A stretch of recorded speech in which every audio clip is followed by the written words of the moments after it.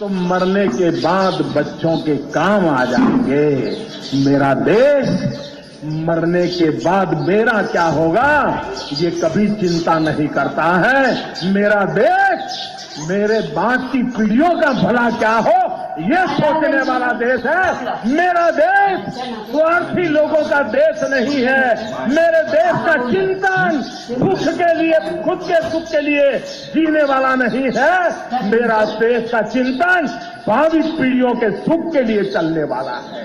ये नए चार्वाक लोग जो पैदा हुए हैं, ऋणम कृत्वा धृतम पिबेत, ये जो बातें करने वाले लोग हैं उनको 50 बार सोचना पड़ेगा। भाइयों बहनों, आपने देखा होगा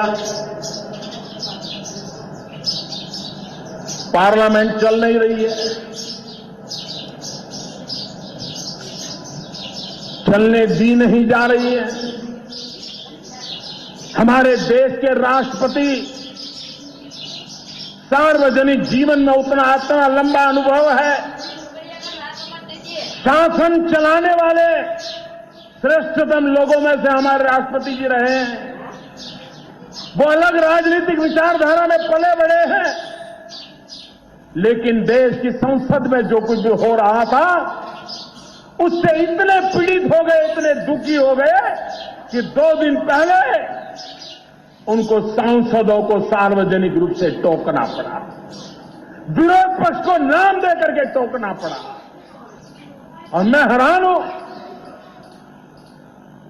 सरकार कहती है कि हम चर्चा चाहते हैं, सरकार कहती है प्रधानमंत्री बोलने के लिए तैयार है, सरकार कहती है प्रधानमंत्री आकर के कहने को तैयार है, लेकिन उनको मालूम है उनका झूठ टिक नहीं पाता है और इसलिए वो चर्चा से भागते रहे हैं। और इसलिए लोकसभा में मुझे नहीं बोलने दिया जाता, मैंने जनसभा में बोलने का रास्ता चुन लिया है भाई। और जिस दिन मौका मिलेगा लोकसभा में भी 125 करोड़ देशवासियों की आवाज मैं जरूर पहुंचाने का प्रयास करूंगा। मेरे भाइयों बहनों, मैं विरोधी दल के मित्रों से आज महात्मा गांधी की इस धरती से, सरदार वल्लभ भाई पटेल की इस धरती से सार्वजनिक रूप से आग्रह करना चाहता हूं। जब चुनाव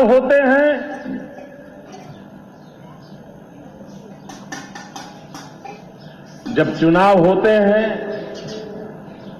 हम सभी दल एक दूसरे के खिलाफ बोलते हैं, आरोप प्रत्यारोपण करते हैं, अच्छी और बुरी नीतियों की चर्चा करते हैं, हर प्रकार से अपने विरोधियों पर जैसा मार कर सकते करने की कोशिश करते हैं।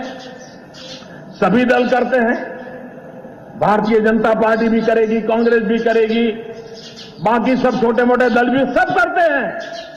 लेकिन सभी पार्टियां एक काम जरूर करती है, क्या? मतदाता सूची को ठीक करना, अधिकतम लोग मतदान करने आए इसकी चिंता करना, मतदाताओं को कैसे बटन दबाना वो सिखाना सभी दल करते हैं। एक तरफ तो नीतियों का विरोध करते हैं, दूसरे को पराजित करने की ताकत लगाते हैं, लेकिन दूसरी तरफ सब मतदाता सूची पे ध्यान देते हैं, इलेक्ट्रॉनिक वोटिंग मशीन पे ध्यान देते हैं, अधिक लोग मतदान करने के लिए आए इस पर ध्यान देते हैं। क्यों? क्योंकि लोकशाही हम सबकी जिम्मेवारी है। मैं विरोध पक्ष के मित्रों से कहना चाहता हूं, आप ये तो नहीं कहने की हिम्मत कर रहे हो कि मोदी 1000 और 500 वाला नीट वापिस ले लो, क्योंकि आपको मालूम है जनता का मिजाज बदला हुआ है। हाँ, कुछ लोगों ने कहा अच्छा मोदी जी ये तो ठीक है, लेकिन ऐसा करो एक हफ्ते के लिए रोक लो। क्यों भाई? इस हफ्ते में कौन सा जादू होने वाला था? ये एक हफ्ता रोकने के इरादा क्या था, लेकिन कोई दल ये नहीं कहता है कि निर्णय को रोल बैक करो। सब दल कहते हैं ठीक से लागू करो। मैं सभी दलों से कहना चाहता हूं कि जैसे चुनाव में हम एक दूसरे का घोर विरोध करते हैं, लेकिन मतदान बढ़ाने के लिए मेहनत करते हैं, मतदाता सूची के लिए मेहनत करते हैं, इलेक्ट्रॉनिक मशीन की ट्रेनिंग के लिए मेहनत करते हैं, आज समय की मांग है कि आप खुल करके मेरा विरोध करिए, मेरी आलोचना करिए, लेकिन लोगों को बैंकिंग सिखाने के लिए काम कीजिए, इलेक्ट्रॉनिक पद्धति से पैसे कैसे लिए जाते दिए जाते ये सिखाइए। हम सब मिलकर के देश को भाग्य बदलने का एक ऐसा उत्तम अवसर आया है, हम सब उसको काम करें और आप भी फायदा उठाइए। मुझे खुशी होगी मेरे विरोधी दल के लोग जन जन को इस काम में लगा करके अगर राजनीतिक फायदा उठाते हैं तो देश का भला हुआ, इसका मुझे आनंद होगा भाइयों। अरे राजनीति से ऊपर राष्ट्र नीति होती है, दल से बड़ा देश होता है। भाइयों बहनों, गरीबों पे बातें करना अलग होती है, गरीबों के लिए नीतियां बना करके कठोरता से लागू करने के लिए समर्पण का भाव लगता है, और समर्पित भाव से आज ये सरकार आपकी सेवा में लगी है। भाइयों बहनों, मैंने पहले दिन से कहा ये निर्णय मामूली नहीं है मेरे भाइयों बहनों, बहुत मुश्किल बड़ा निर्णय है, कठिन निर्णय है। और मैंने कहा था बहुत तकलीफ पड़ेगी, मैंने कहा था मुसीबत आएगी, और 50 दिन ये तकलीफ होगी ही होगी, और तकलीफ रोजमर्रा थोड़ी बढ़ती भी जाएगी, लेकिन 50 दिन के बाद मैंने हिसाब किताब लगाया है, वो एकदम से धीरे धीरे धीरे धीरे करके पहले जैसी स्थिति की तरफ आगे बढ़ेगा। 50 दिन तक ये कठिनाइयां रहने वाली है। 50 दिन के बाद आप भी देखेंगे कि धीरे धीरे धीरे आपकी आंखों के सामने परिस्थितियां सुधरती नजर आ जाएगी। भाइयों बहनों, देश भ्रष्टाचार से मुक्त करने का एक महत्वपूर्ण कदम है। और कुछ लोग आपने देखा होगा इन दिनों सरकार बराबर पीछे लग गई है, बैंक वाले जेल में जा रहे हैं, बड़े बड़े गड्ढे लेकर के भागे हुए लोग जेल जा रहे हैं, चारों तरफ उनको लगा था कि ठीक है मोदी जी 1500 की बंद कर देता है, हम पिछले दरवाजे से कुछ कर लेंगे, लेकिन उनको मालूम नहीं था मोदी ने पिछले दरवाजे पर भी कैमरे लगाए हुए हैं। ये सबके सब पकड़े जाने वाले, कोई बचने वाला नहीं है। 2 महीना 3 महीना 6 महीना जिन्होंने भी 8 तारीख के बाद नए पाप किए हैं वो तो किसी हालत में बचने वाले नहीं है भाइयों बहनों, उनको सजा भुगतनी पड़ेगी। 125 करोड़ देशवासियों के सपनों को चूर चूर करने का पाप जिन्होंने किया है वो बचने वाले नहीं है, ये मैं देशवासियों को विश्वास दिलाना चाहता हूं। भाइयों बहनों, आपने मुसीबत झेली, तकलीफ झेली है, अभी भी झेलनी है। आपका आशीर्वाद देश के लिए, और जो लोग कहते हैं ईमानदार लोग लाइन में खड़े हैं, ईमानदार अपने लिए नहीं खड़ा रहता है, वो देश के लिए खड़ा रहता है। भाइयों बहनों, वो देश के लिए खड़ा रहता है। और इसलिए दूसरा, आज जमाना बदल चुका है भाई। एक जमाना था हमारे दादा दादी, उनसे सुनेंगे तो बताते थे कि हमारे जमाने में तो चांदी का गाड़ा ना पहिरा जोड़ो रुपयो तो एम के आपने कि बैलगाड़ी के पहिए जितना बड़ा रुपया चांदी का हम देखते थे, उपयोग करते थे।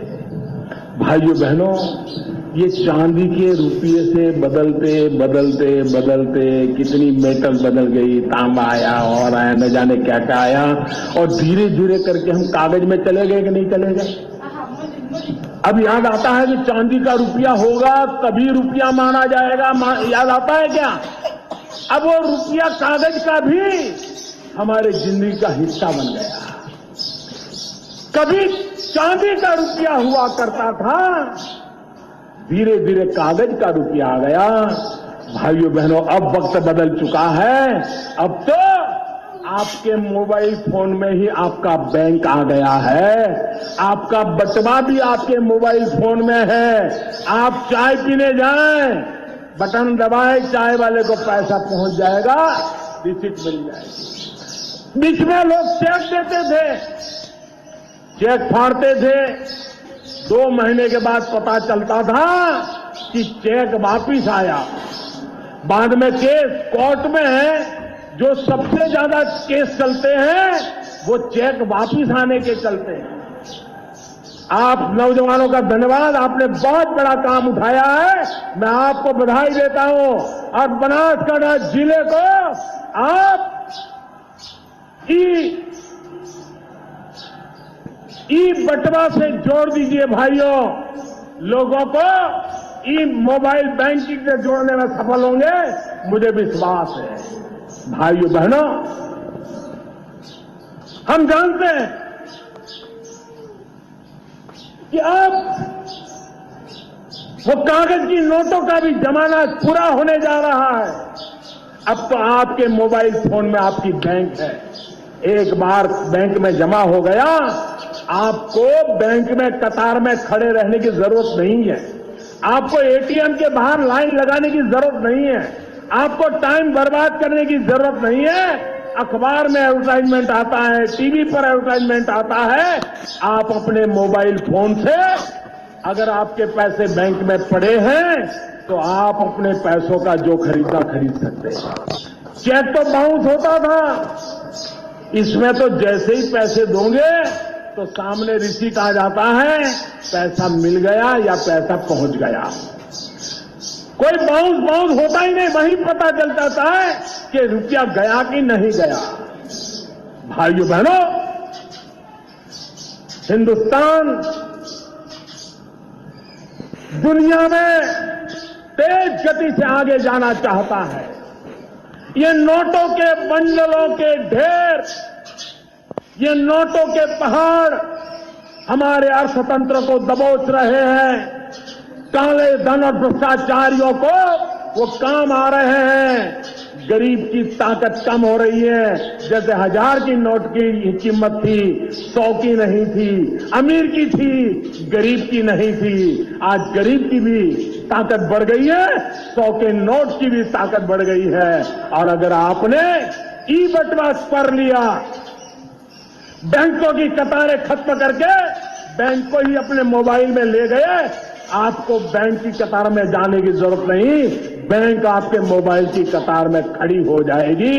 मैं आपसे आग्रह करता हूं, मैं देशवासियों से आग्रह करता हूं, मैं मीडिया के मित्रों से विशेष प्रार्थना करना चाहता हूं। मोदी की आलोचना करना आपका हक है, आप जरूर कीजिए। कतार में जो खड़े रहे हैं, उनको तकलीफ हो रही है, वो आप दिखाते हैं, मुझे कोई शिकायत नहीं है। लेकिन साथ साथ आप ये भी सिखाइए कि अब कतार में खड़े रहने की जरूरत नहीं है। बैंक आपके मोबाइल फोन की कतार में खड़ा हो जाएगा। बैंक वाला आएगा कि मुझे आपके यहां रख लो। वो दिन आ सकते हैं, टेक्नोलॉजी उपलब्ध है, व्यवस्था उपलब्ध है। भाइयों बहनों, अब देश भ्रष्टाचार सहन नहीं करेगा, अब देश जाली नोट सहन नहीं करेगा, अब देश काला धन सहन नहीं करेगा। गरीबों को लूटने का खेल, मध्यम वर्ग को शोषण करने का खेल अब नहीं चलेगा। और इसलिए मुझे आपके आशीर्वाद चाहिए। खड़े रह करके दोनों हाथ से ताली बजा करके मुझे आशीर्वाद दीजिए। मेरे गुजरात के भाइयों बहनों, मेरे उड़ीसा के भाइयों बहनों, आशीर्वाद दीजिए, पूरे ताकत से आशीर्वाद दीजिए। भारत माता की, भारत माता की, भारत माता की। ये लड़ाई ये लड़ाई भारत का भाग्य बदलने की है। ये लड़ाई भ्रष्टाचार को खत्म करने की है। ये लड़ाई काले धन का खात्मा बुलाने के लिए है। ये लड़ाई जाली नोटों से देश को मुक्त कराने की है। और उसमें इस बनास की धरती ने मुझे आशीर्वाद दिए। मैं आपका बहुत बहुत आभारी हूं। आपका बहुत बहुत आभारी हूं। फिर से बोलिए, भारत माता की। पूरी ताकत से बोलिए, पूरा देश सुन रहा है। भारत माता की, भारत माता की। बहुत बहुत धन्यवाद।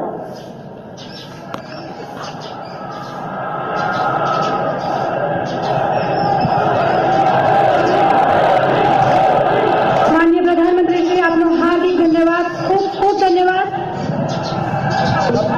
આપણે ડેરે બનાસ ડેરીના નૂતન પ્લાન્ટ શુભારંભ પ્રસંગે બનાસની ધરતી પર પધારેલ આધુનિક ભારતના ભાગ્ય વિધાતા, ભારતની 125 કરોડ જનતાના આશાના કિરણ, ગરીબોના બેલી, ઉત્તર ગુજરાતના પનોતા પુત્ર, નૂતન ક્રાંતિના પ્રણેતા એવા માનનીય શ્રી વડાપ્રધાન શ્રી નરેન્દ્રભાઈ મોદી સાહેબ, ગુજરાતની વિકાસ યાત્રાને વેગ આપનાર લોકલાડીલા માનનીય મુખ્યમંત્રી શ્રી વિજયભાઈ રૂપાણી સાહેબ, કેન્દ્ર તેમજ રાજ્ય